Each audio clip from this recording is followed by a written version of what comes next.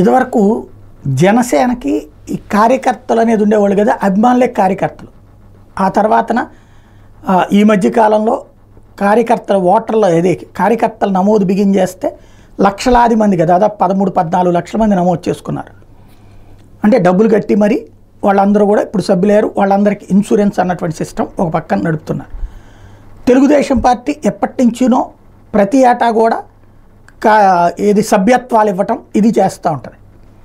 ఇప్పుడు మళ్ళీ రేపు అక్టోబర్ నుంచి సభ్యత్వ నమోదు అన్నటువంటిది పెట్టుకొచ్చారు. అందులో శాశ్వత సభ్యుల కూడా అంటే శాశ్వత సభ్యత్వాలు ఇచ్చేటటువంటి సిస్టమ్ కూడా పెట్టుకొచ్చారు. అదంతా ఒక ఎత్తు అయితే సేమ్ టైం వైఎస్ఆర్ కాంగ్రెస్ పార్టీకి అసలు సభ్యత్వ నమోదు ఉందా?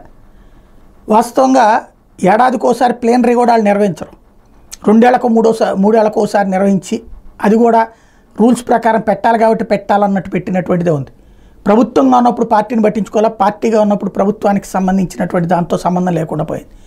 ఇప్పుడు మరి అసలు వీళ్ళు సభ్యత్వం ఉంటుందా లేదా, అసలు ఎంతమంది ఉన్నారు సభ్యులు, వాళ్ళకి పార్టీ తరపున ఎట్లాంటి ఫెసిలిటీ ఉంది, అదేమన్నా రివ్యూ చేసుకుంటున్నారా చూడాల్సి ఉంది.